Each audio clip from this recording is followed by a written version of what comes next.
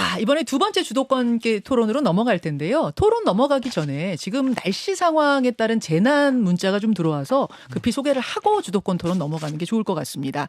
오늘 오전 7시를 경해서 경기도 광명, 과천, 성남, 안양, 의왕, 용인 지역에 그리고 7시 20분부터는 경기도 부천, 의정부, 서울 동남권, 동부권, 서남권, 서부권에 호우경보가 발령이 됐습니다. 차량은 속도 줄여 운행하시고요. 침수 위험 지역에는 접근하지 마시고 대피 권고를 받을 경우에는 즉시 안전한 곳으로 대피하셔야 됩니다. 농촌 지역은 시설물 피해 없도록 해주시고요. 행안부에서 알려드렸고요. 또 그 서울시 도림천 신대방 일교 인근에 하천 수위가 상승해서 홍수주의보가 발령이 됐답니다. 인근 주민들은 기상 상황, 홍수 상황 확인해 주시고요. 호우 발생 시에는 신속하게 대피해 주시기 바랍니다. 문의 사항은 한강 홍수통제소로 연락을 주시면 되겠습니다. 예, 오늘 비가 오는 가운데 여러분들 운전 무엇보다도 출근길에 운전하시면서 들으시는 분들 조심하시고요. 2차 주도권 토론 민주당 당대표 후보자들과 함께 시작을 하겠습니다. 이번에는 민생 분야를 위주로 또 아까 못다한 질문들 있으시면 여기서 담아내시면 될 텐데요. 앞서와 규칙은 마찬가지입니다. 이번에도 역시 추첨 순서에 따라서 김두관 후보님부터 8분의 주도권 토론, 주도권 잡아주시죠. 아무래도 이재명 후보에게 물어야 될 것 같은데요. 저는 지난번 당대표 출마 기자회견을 세종특별자치시 의회에서 했습니다. 우리 이재명 후보께서는 당헌존에서 출마 기자회견을 했는데 당대표 출마 기자회견으로 제가 이해되지 않고 대선 후보 출마 기자회견처럼 읽혀졌습니다. 제가 볼 때는. 그래서 소환이 돼서 물어보게 되는데요. 지난 대선에서 0.73% 정말 석패, 분패를 하고 윤석열 정부가 출마를 했는데 우리 국민들께서 너무 힘들어하시고 정말 희망이 사라졌다 이렇게 평가를 합니다. 또 우리 민주진보개혁진영으로서는 그 패배가 정말 대한민국을 나락으로 떨어지는 상황까지 만들었기 때문에 지난 대선 패배에 대한 평가들이 좀 철저하게 했어야 되는데 제가 되돌아보면 그러지 못했던 측면들이 있는 것 같아요. 평가는 평가대로 한다 하더라도 직접 이제 후보로 나서셨던 이재명 후보께서 지난 대선 패배의 원인이 뭐라고 좀 생각하시는지 듣고 싶습니다. 지난 대선은 패배의 원인은 후보의 부족함이 제일 컸겠지요. 완벽한 후보였다면 이런 결과가 안 됐을 거다라는 아쉬움을 가지고 있고 제 준비 부족이나 이런 점에 대해서도 참으로 아쉽게 생각하고 죄송하게 생각합니다. 그런데 이 점은 또 생각해 볼 필요는 있어요. 민주개혁 진영은 지금까지는 구조적 소수였습니다. 그러니까 언제나 48대 52 이렇게 얘기했죠. 그러나 우리는 사실은 정의당하고 분열된 상태에서도 저쪽은 통합되고 그런 상태에서도 어쨌든 근접하게 선전했다고 하는데 어쨌든 한 표 차이든 큰 차이든 진 건 진 거고 그 책임은 저한테 제일 크게 있다고 생각합니다. 예, 감사합니다. 지난번에 이제 대선 과정에서 굉장히 많은 정책들을 우리 이재명 후보 당에서 쏟아냈어요. 이제 기본시리즈를 비롯해서 소확행 이렇게 많이 했는데 저는 대선 패배의 제 나름대로 진단은 우리 민주진영의 분열도 상당히 있다라고 생각을 하거든요. 그리고 지난번 대선에서 우리가 비전이라든지 미래청사정이 없어졌다기보다는 신뢰의 문제가 아닌가 이런 생각도 제가 해봤습니다. 그래서 차기 대선과 관련해서 가장 중요한 것은 우리 민주당과 이재명 후보의 대선 후보가 된다면 이재명 후보의 신뢰를 획득하는 게 가장 중요하거든요. 저는 신뢰 문제가 상당히 핸디캡이었다 이렇게 진단을 합니다. 그래서 이재명 대표께서 이제 대선 후보로 또 준비 중이신데 어떤 신뢰를 당과 후보가 신뢰를 획득하는데 어떤 준비를 하셔야 되는지 또 각오를 한번 말씀해 주시면 좋겠습니다. 문제에 대한 의견, 입장은 다양할 수 있습니다. 김두관 후보께서 생각하는 여러 가지 문제가 있을 텐데 저는 가장 큰 문제라고 한다면 우리가 극복해야 될 과제는 우리의 실력을 보여주는 거다라고 생각합니다. 김지수 후보께서 자주 지적하시는 것처럼 우리가 미래 비전을 뚜렷하게 제시하고 민주당이 집권하면 이런 세상이 만들어지겠구나라는 생각을 할 수 있게 그걸 충분히 감당하겠다라는 생각을 할 수 있게 하는 게 제일 중요하다고 생각하고요. 그런 측면에서는 저는 결국 우리 민주당의 미래에 대한 비전을 분명하게 제시해야 되는데 그게 결국 AI 중심의 예를 들면 혁신적인 새로운 세상, 기본 사회로 사회 체제가 구축되고 경제적으로는 과학기술 중심의 사회로 좀 대전환할 수 있게 만들어가는 게 우리가 해야 될 일이고 저는 개인에 대한 신뢰도 중요하지만 결국 당에 대한 기대 이런 게 더 훨씬 중요하지 않을까 그런 생각이 됩니다. 예, 알겠습니다. 이 후보님 혹시 당심 실패 민심 필승이라는 말씀은 혹시 들어보셨을까요? 다시 한번 당심 필패 네, 민심 필성. 네, 아마 이제 최근에 당심하고 일반 민심하고 상당히 괴리가 있어가지고 네. 많이 염려를 하고요. 또 우리 민주당이 차기 대선에서 집권하려고 그러면 민주진보 진영이 뭐 고정 지지율이 한 35% 있다면 적어도 15% 이상의 그 지지를 더 확보해야만 승리할 수 있는데 그렇게 되려면 민주당의 민주성이 훼손되면 절대 중도층의 마음을 살 수 없다라고 저는 생각을 합니다. 그런 차원에서 이 당심도 민심하고 어느 정도 같이 갈 수 있도록 그렇게 민주라는 DNA가 우리 당이 살아남을 수 있도록 해야 되거든요. 뭐 최재성 전 정무수석이 어제 방송에 나가서 예선전 후보가 되면 되겠냐.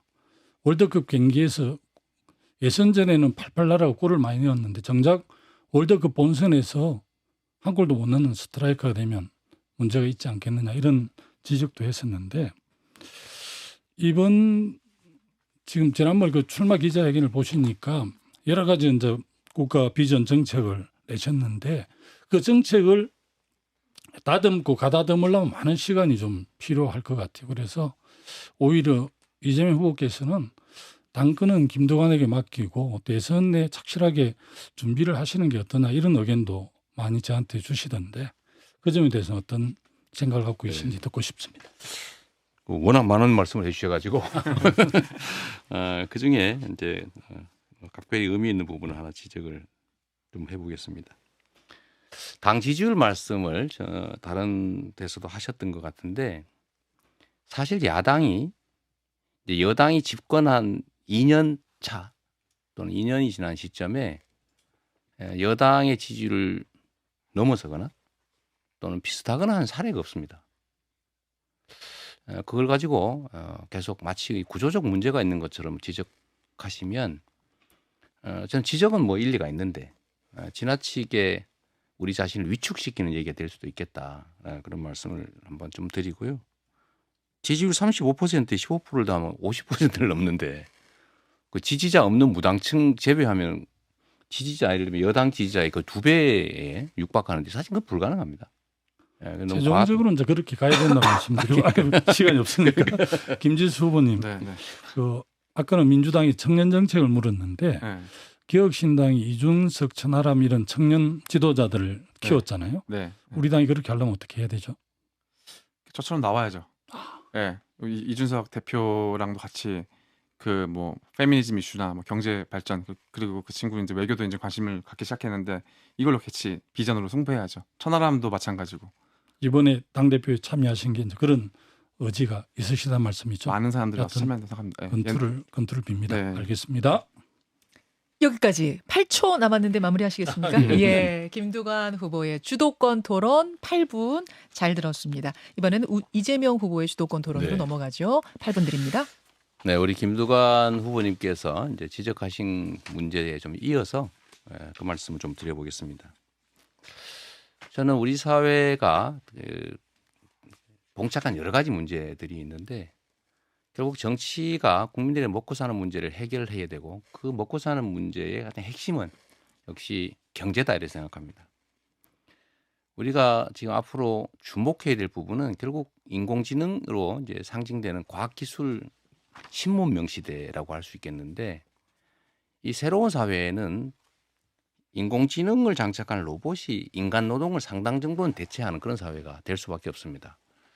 과학기술의 발전이라고 하는 게 인간 노동을 대체하게 되면서 인간이 필요로 하는 것들은 다 생산할 수 있지만 이걸 노동을 통해서 소득을 얻는 계층들이 줄어들기 때문에 소비가 불가능해집니다. 경제 선순환이 불가능하게 되죠. 그래서 제가 생각하는 거는 결국 기본사회, 기본적인 국민들의 삶이 우리 공동체에 의해서 보장되는 뭐 소득이든 주거든 의료, 교육 뭐 여러 가지 기본적인 삶은 우리 공동체가 책임지는 또 책임질 수 있는 사회가 도래할 거다 이렇게 생각합니다. 그런 측면에서 사실 우리는 준비를 해야 되는데 그 중에 하나가 사실 교육 문제입니다. 그 말씀을 한번 드리고 싶은데 지금은 모든 복잡한 문제, 합리적 추론 이런 것들은 전부 다 인공지능이 하죠.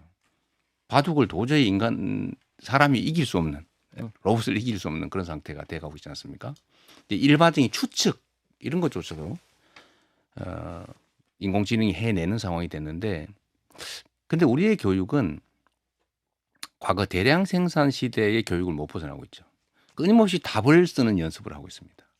이제 답은 인공지능이 한다. 결국은 질문을 할 능력을 키워야 된다. 창의성이죠. 이런 측면에서는 교육을 대대적으로 개편해야 된다고 생각하는데 우리 김지수 후보님께 그 문제에 대한 의견을 한번 제가 물어보고 싶습니다. 교육을 좀 개편해서 질문이 가능한 창의적인 사람들, 인재들을 양성해야 되는데 어떤 방향으로 우리가 가야 될지 구체적인 의견들을 한번 듣고 싶습니다. 네, 제 생각에는 이제 미국, 중국 그리고 전 세계에 있는 나라들의 앞으로의 그 기술 패권의 핵심은 AI를 통한 세계 변화고 거기서 일자리가 아까 말씀하신 대로 많이 없어질 겁니다. 네. 그래서 먼저 대답을 하면은 시나리오를 기본 사회를 만든다 하더라도 시나리오가 있어야 됩니다. 첫 번째 AI가 이제 인간을 대체했을 때 그 일자리를 우리가 어떻게 대체할 것인가 첫 번째 시나리오. 두 번째 시나리오는 정부에서 어떤 일자리를 만들 것인가. 세 번째는 그 일자리가 만족하지 않았을 때 미래 세대와 사람들은 어떤 새로운 유형의 일자리를 만들 수 있을 것인가. 그 이제 공항 같은 경우죠. 그때 정부 역할이 되게 중요한데 전 그 시기 때 미래 세대가 미리 준비해야 될 거는 뭐냐면은 아까 말했던 반도체나 AI 관련된 아까 질문하는 능력을 말씀하셨는데 코딩 능력도 되게 중요하다고 생각하고 반도체를 설계할 수 있는 그런 학교들, 그 직업 학교부터 시작해가지고 지금 클러스터를 이미 만들지 않았습니까? 그 생태계 안에서 학생들이 더 세분화해서 AI와 알겠습니다. 반도체에 대해 더 배울 수 있는 그런 교육 환경을 만들었으면 좋겠습니다. 네, 좋은 의견 감사드리고요. 네. 제가 김두관 후보님께도 이 문제와 관련해서 기본사회 관심도 상당히 있으셔서 말씀을 한번 드려보고 싶습니다. 김두관 후보께서는 워낙 균형 발전 문제, 또 지역 발전,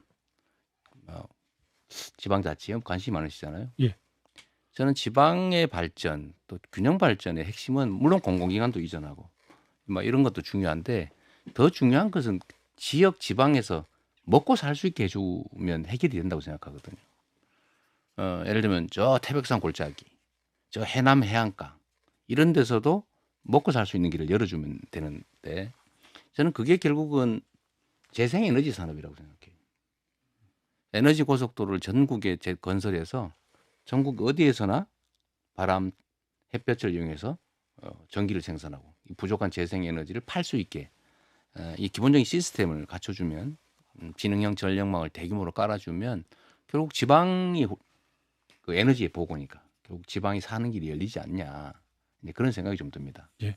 근본적인 대책이라고 생각하는데 의견이 어떠신지. 지난번 출마 기자회견을 보면서 에너지 고속도로 놓겠다 이렇게 말씀하시고 방금 말씀하신 것처럼 태양광이라든지 풍력을 활용해서 에너지 자력을 통해서 지역 발전 상당히 괜찮은 아니라고 생각을 해요. 그러나 그것만으로는 균형 발전 또 지방이 잘 사는 동네로 만들기는 쉽지 않다고 보고요. 늘 이야기를 하지만 대한민국은 조선 500년이 중앙 집권의 역사라서 OECD 국가 중에서 중앙 집권도가 가장 강합니다. 소위 권한과 재정을 여전히 중앙정부가 네. 갖고 있기 때문에 사실은 강력지방정부든 기초지방정부든 강력하게 예산과 권한을 내려서 지방이 실질적으로 지역 상황과 조건에 맞는 발전 전략들 짤 수 있어야 되는데 그런 기회를 안 주고 있기 때문에 여튼 뭐 이 후보께서 제안한 에너지 고속도로도 하나의 균형 발전에 도움이 어느 정도는 되겠지만 그에 부가해서 많은 조치들이 뒤따라야 정말 수도권 집중화를 막을 수 있고 지방도 잘 사는 나라 네. 만들 수 있다 생각합니다. 그러니까 재정 분권이나 뭐 정책에서의 지방에 대한 뭐 배려, 이건 뭐 당연하죠. 근데 실제는 쉽지가 않죠, 현실적으로. 그러죠. 중앙 집권적 요소 예. 때문에 수도권의 인구의 절반이 살고 계속 집중되고, 예를 들면 정치적 결정을 하는 데 있어서도 수도권에 투자하는 게 표를 얻는 데도 훨씬 더 도움이 되고, 또 당장의 단기적 효율성이 수도권에 투자하는 게 높기 때문에 똑같은 도로를 건설해도 지방보다는 수도권이 건설하는 게 훨씬 더 효율적이지 않습니까? 단기적으로 보면. 예. 근데 장기적으로는 이제 나라 망하는 일이 되는 거죠. 그러나 그 점에 대한 우리가 배려는 해야 되지만 근본적으로 지역에서도 먹고 살 수 있다. 먹고 살 길을 열어주는 게 결국 문제 해결의 출발점이다라는 생각에서 제가 에너지 고속도로 말씀을 드렸고요. 우리 근대화 과정에서도 보면 박정희 대통령이 이 산업화를 위한 도로를 많이 깔았잖아요. 그러니까 저기 먼 시골에서도 농작물을 생산해서 팔 수 있는 길이 열려서 전국에서도 이제 산업 활동이 가능하게 됐기 때문에 저는 김대중 대통령의 광통신망 같은 이 정부화 고속도로를 넘어서 이제 에너지 고속도로가 필요하겠다 이런 생각이 들어요.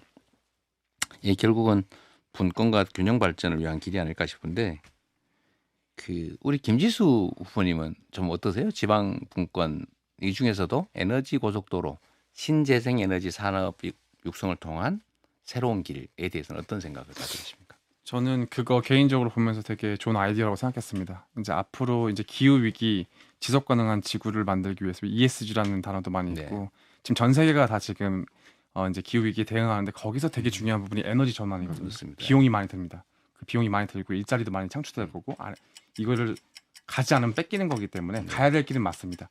근데 그거에 대한 구체적인 방법과 그거는 자, 더 얘기를 진행하고 싶습니다.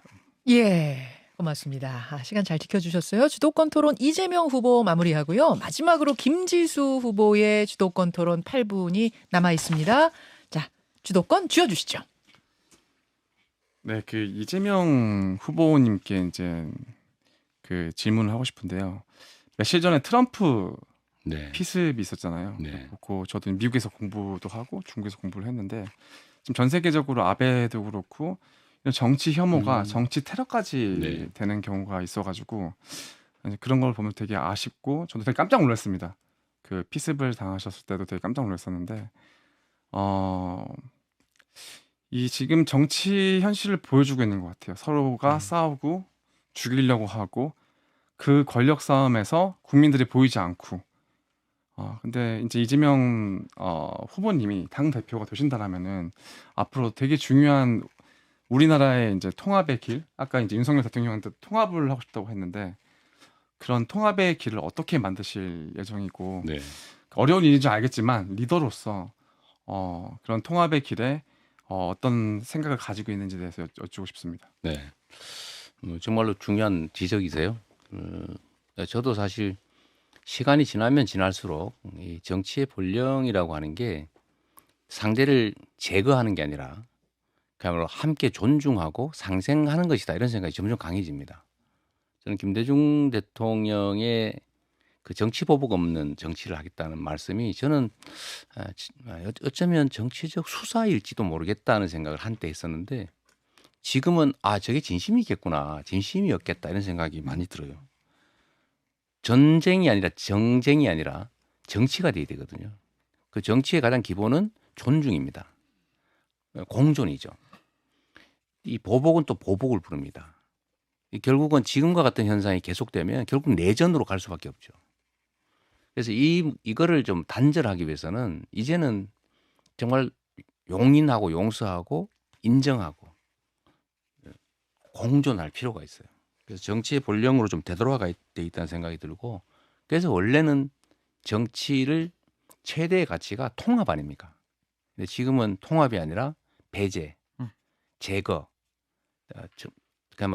전쟁을 하고 있는 상황이라 이 문제에 대해서 우리가 좀 더 관심 가져야 되고 저도 그 피해자의 일원이어서 정말 1mm 차이로 다시 생존을 했는데 이런 일들은 정말로 없어야 됩니다. 특히 정치 지도자들이 적대 감정을 노출하면 지지자들은 더 극렬하게 대립하게 돼 있어요.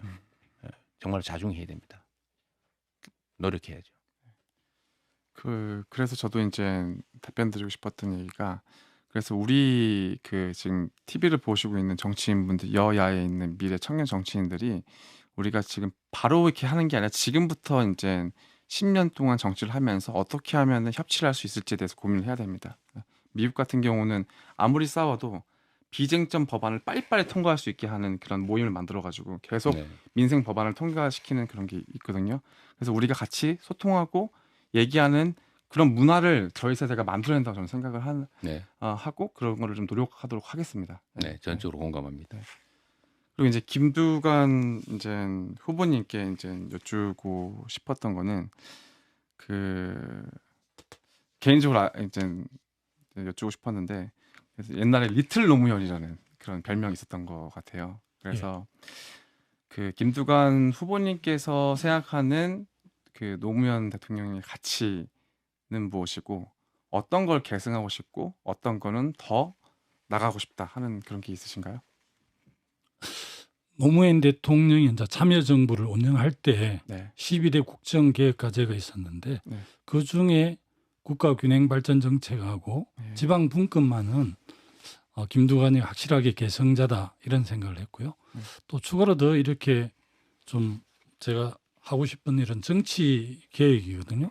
지금 미국의 양당제가 갖는 폐해가 크잖아요. 미국 민주주의의 종말을 본다 이렇게 평가하는 사람도 있고 우리가 국회가 20대, 21대, 22대 이 총선 때마다 절반 정도 국회의원들이 새로 들어오십니다.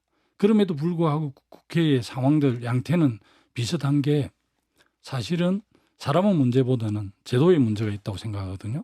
사실 선거구제를 개편해서 중대 선거구제로 하면 다양하게 당들이 포진을 하고 그야말로 국회의 원리인 대화 타입 원리가 작동돼서 좀 더 생산적인 국회를 갈 수 있는데 양당제라는 게 올라와 나신이기 때문에 계속 대립될 수밖에 없어요. 그래서 저는 민생 문제도 정치개혁 없는 민생 사실 흑우거든요. 그래서 그런 점에서 그걸 만들어가는 게 매우 중요하다고 생각을 합니다. 네, 시간이 한 3분 남아서 두 분한테 하나씩 공통 질문을 드리고 싶은 게 있는데 우리 이재명 후보님께서 대선에 출마하실 때 청년 기회국가라는 말씀을 하신 게 제 기억이 나는데 지금 미래 세대들은 지금 가면 갈수록 미래 세대의 먹사니즘은 되게 힘들어지고 있습니다. 아까 기술도 있고 여러 가지 이유가 있는데 리더로서 앞으로 2030의 미래 세대들에게 어떠한 이제 예를 들면 일자리 되게 중요한 게 일자리, 주거, 교육 아까 말씀하신 건데 일자리, 주거, 교육에서 2030에 대해서 들에게 어떤 거를 이제 정부가 줄 수 있을지에 대해서 여쭤보고 싶습니다. 제가 먼저 할까요? 네. 지금 청년 세대가 겪는 어려움은 우리 사회의 전체적인 기회 부족 때문에 생기는 문제입니다. 근데 청년 세대는 신규 세대이기 때문에 기성 세대와 경쟁을 해야 되는데 기회 총량이 부족하다 보니까 이 젊은 세대들이 사실 경쟁에서 이길 수가 없죠. 기성 세대를. 그래서 결국 우리 사회가 저성장 사회로 전환하면서 생긴 문제가 청년들의 기회 부족 문제입니다. 저는 근본적으로는 성장을 회복하는 것, 이게 기회 총량을 늘리고 그게 청년들한테 희망을 만들어 줄 거다.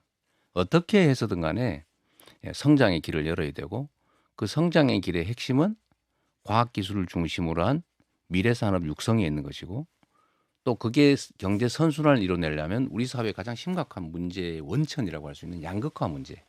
자원이 한쪽에 편중 배치됨으로써 효율을 발휘하지 못하는 문제를 극복하는 양극화를 완화하는 문제. 이게 결국은 근본적 해결책일 것이다라는 생각을 합니다. 결국 청년들이 기존의 어떤 세대보다도 미래가 없는 세상, 이 세상을 극복하는 게 가장 중요한 과제겠죠. 희망을 만드는 것. 일단 우리 뭐 김수환 청년들이 후보님. 일자리, 주거, 교육 여러 가지 고민들이 굉장히 많고 희망이 없다고 그러는데 저는 그 중에서도 주거 문제가 가장 중요하다고 생각을 하거든요. 집이 없어서 결혼 못하고 또 교육할 수 없고 이런 자녀를 가질 수 없는 이것을 적어도 국가가 해결하는 데 가장 앞장서야 한다는 생각에서 제가 이제 국가 스위트 홈 제도를 공약으로 내건 적이 있는데요. 예를 들면 스웨덴의 국민의 집, 또 잘 아시는 싱가포르 같은 경우는 주택청이 정말 주택 공급 정책을 적절하게 해서 청년들에게 뭐 집이 없어서 결혼을 못하거나 직장을 못 잡는 일이 없게 만들었잖아요. 그 부분에 대해서 가장 주거 문제, 공공임대주택을 통해서 주거 문제를 해결하는 것이 가장 중요하다 생각합니다. 자, 여기까지 민생 분야 주도권 토론 세 분의 후보 열띤 토론 감사합니다. 저희가 아까 시작하면서 청취자 질문 또 의견, 응원 문자 많이 보내주십시오 말씀을 드렸는데 질문이 꽤 많이 들어왔어요. 근데 시간 관계상 다는 못할 것 같고 한 개 정도 민생 분야와 관련된 질문이 하나 있어서 마침 그 문제 하나 짚고 여러분의 답변 듣고 가겠습니다. 청취자 2679님 외에 몇 분이 질문 주신 부분. 최근에 이재명 후보가 종부세 완화, 금융투자소득세 유예 등을 언급하면서 감세 문제가 화두로 떠올랐습니다. 다만 감세 카드가 조세 형평성을 강조해온 당 정체성과는 맞지 않는다는 지적도 있는데요. 후보들은 여기에 대해서 어떻게 생각하십니까? 40초씩 드리겠습니다. 순서는 김두관 후보님부터요. 이재명 후보께서 이제 당대표 출마 기자회견에서 미래사회가 이제 AI 인공지능으로 대체가 되면 일자리가 줄어들고 그래도 민주시민으로서 살아가기 하기 위해서는 반드시 소득이 있어야 되잖아요. 그래서 이제 기본소득, 또 복지가 계속 확대돼야 될 텐데 그런 측면에서 보면 그 정세 없이 사실은 복지는 후보라는 유승민 전 의원 말씀처럼 우리 당의 근간인 종부세 뭐 전체 한 2.7% 주택 보유를 하고 있는 분들이 부과되고 있고 금투세도 1,400만 중에서 한 1% 5천만 원 이상 소득이 있는 쪽이 부과하는 거니까 그걸 지키는 게 중요하다 생각합니다. 지켜야 된다 쪽 의견 주셨어요. 이재명 후보님. 네. 종부세든 금투세든 저는 이게 논쟁의 대상이기 때문에 이게 마치 무슨 신성 불가침한 의제처럼 무조건 수호하자. 이거 옳지 않은 태도라고 봅니다. 또 실용적인 관점에서 접근해서 잘못된 부분은 좀 수정할 필요가 있는데 저는 종부세 전체에 관한 얘기보다는 내가 돈 좀 열심히 벌어서 내가 실제로 살고 있는 집이 올라서 비싸졌다고 거기에 이중 제재를 당한다라는 생각은 억울할 것 같아요.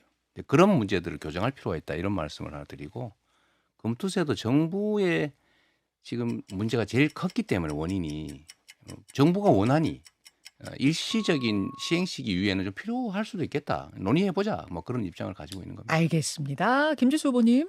40초 아니면 두 개 다 하기가 좀 어려워가지고 저 금투세로 가겠습니다. 제가 봤을 때 지금 금투세 관련된 것들은 지금 미래세대가 되게 관심을 많이 가지고 있습니다. 그 부를 만들고 싶은 게 부동산 아니면 금투세인데 이제 주식을 많이 하는데 저는 젊은 친구들의 그런 돈과 이런 그 자산 증식에 대한 그런 욕망을 꺾지는 않았으면 좋겠습니다. 그리고 이 금투세가 실행되면은 좀 해외 자본이 유출될 수 있는 그런 것도 있고 그다음에 우리 투자도 해외로 갈 수 있는 게 있어가지고 지금 한반도 리스크 플러스 금투세를 통한 해외 자본이 이렇게 움직여지면 더블 리스크가 있지 않을까라는 생각이 듭니다. 유예 쪽으로 네. 말씀을 주신 거예요. 네네네. 알겠습니다. 청취자 질문까지 뜨거운 주도권 토론 함께했습니다. 김현정의 뉴스쇼는 시청자 여러분의 참여를 기다립니다. 구독과 좋아요, 댓글 잊지 않으셨죠? 알림 설정을 해두시면 평일 아침 7시 10분 실시간 라이브도 참여하실 수 있습니다.